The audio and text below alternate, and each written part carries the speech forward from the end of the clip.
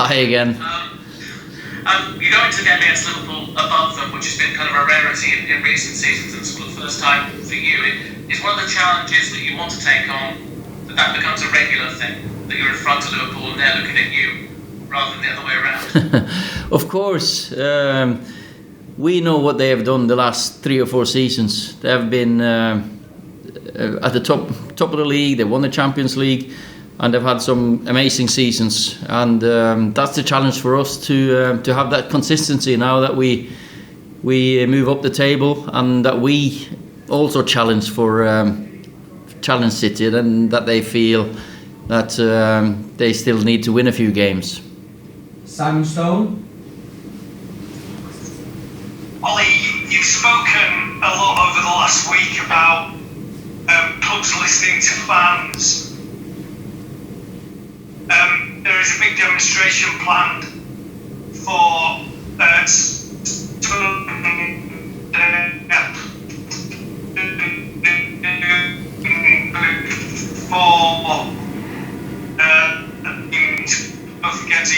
because clearly. Simon, would you like to repeat that? You just broke up slightly. We heard the part about the demonstration on Sunday. You need to go again, because that stopped very early on. Okay, sorry.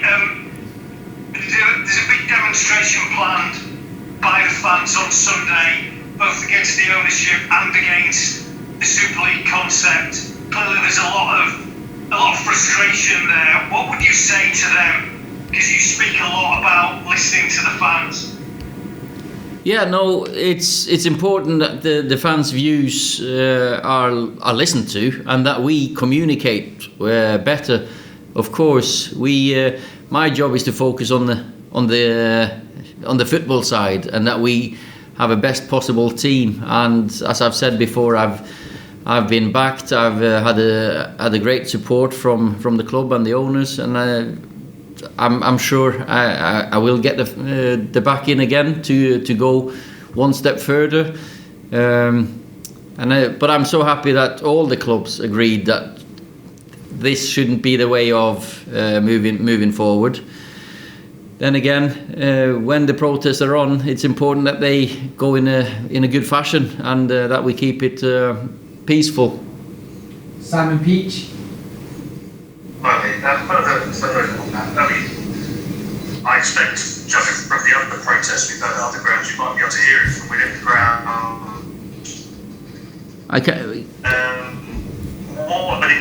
That's what I can hear as well. Simon, you need to repeat, because you broke up as well. I was just wondering what this basically is it going to distract the protest on Sunday? Are you worried it will distract your players? Because obviously it's a huge thing, but they obviously have a right to protest as well. The players are focused on the game and nothing else. You know, they've handled difficult situations before. Of course, it was a strange week before the Leeds game, after the Super League announcement. But I've got to say that I'm not worried 1 second that our mind is not on the football when it happens. You know, I think you saw here in the semi that the players are fully focused on performing. Laurie Whitwell. Pilot, Bruno seemed to take responsibility second half, really stepped up into the game. He's obviously performed well against Liverpool previously. Is that the kind of character that you want from your team in these final stages, where you've got players like Bruno seeing the situation that might be going in a bad way and taking responsibility? I think the whole team took responsibility. Of course, Bruno was part of that as well. We picked an experienced team to handle setbacks and to be able to handle setbacks. It was a big plus for me, the way Bruno, Paul, Edinson, Marcus, even at his young age, the running he made second half, the runs, he might not get the credit for it, but his movement was excellent. So yeah, we need, in games against Liverpool, we need experience, we need quality, we need to defend well, we need every aspect of the game, because we know the quality they've got, and they can hit that quality against us easily. Rob Dawson.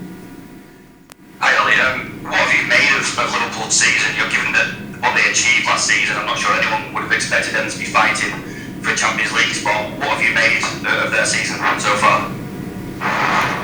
I think we all, before this season, had worries how this season's going to go for the players. They've had bad injuries. You know, this season has been a different season, more different to any other season in modern football. So I've just focused on ourselves. I can't say anything about Liverpool's season. I've not really watched them too closely and follow them because I've got my own club and problems and challenges. Samuel Luckhurst. I know second isn't sure just yet, but given the running looks quite full there, you should finish second. Is there going to be a chance for some of the fringe players or the younger players to be getting playing time in the league in the run-up potentially to the Europa League final? We've just got to focus one game at a time, Sam. We, of course, if we manage some good results in the next few league games, there'll be minutes for more players that deserve to play more. I've got quite a few that haven't played enough, but we have to make sure that we do the right things. We got Liverpool, which is difficult enough as it is. Then you got Villa, then you got Leicester, Fulham and Wolverhampton at the end. We still need to get to the final, so I'll take it as it comes. It's hard to plan too far ahead. Mike McGrath. Hi Ollie. I think he can be 100% in the top four with a win. How important for the big clubs like yourself and Liverpool? How much is that a part of being a big club to be in that in the Champions League next season? I think football has turned this way or become this way. Of course, you fight to win the Premier League. That's the bread and butter. That's a dream. That's what everyone wants. But there's almost like another trophy, second, third, fourth, because Champions League is such a massive tournament to be in. You play against the best. There's loads of financial gains by being there. So last season, when we were so far behind, our aim was to get into the top four. Sometimes top four is not even secure. You know, you might have to be because Arsenal and Chelsea can still win the respective tournaments and not be top four. So we've just got to make sure that we are doing our job and getting into the Champions League ourselves. David McDonald. Hi Ollie, I appreciate your focus is on your team, but rivalry that exists between Manchester United and Liverpool, one that you're fully invested in as a former player, how much of a bonus would it be to get their Champions League hopes for the victory on Sunday? We don't go out there. We're just thinking about winning ourselves. If whatever that does to Liverpool, it cannot be of our concern. And throughout the season, you have games that you look forward to, and this Liverpool game is at home is one of the biggest game of the season. It doesn't matter if we're first or second or third or fourth, or no matter what. This is a massive game. Last question for Simon Peach.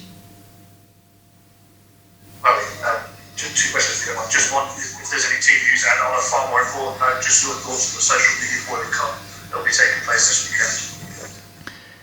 Team news, I think everyone should be available. No fresh injury reports from tonight, from the semi. And very pleased that we make this boycott. I think it's important. You know, ever since I've come here, we've been speaking regularly in intervals, too often, about racism, discrimination, abuse. And okay, of course, this is our way of making a stand, taking a standpoint. We've got our own campaign as well, See Red. I think it's important that we affect people, influence people. We know we're not going to stop it, but at least hopefully we can influence people a little bit, and then a little bit, and then a little bit, and in the end we stopped talking about it because no one's benefiting from this situation.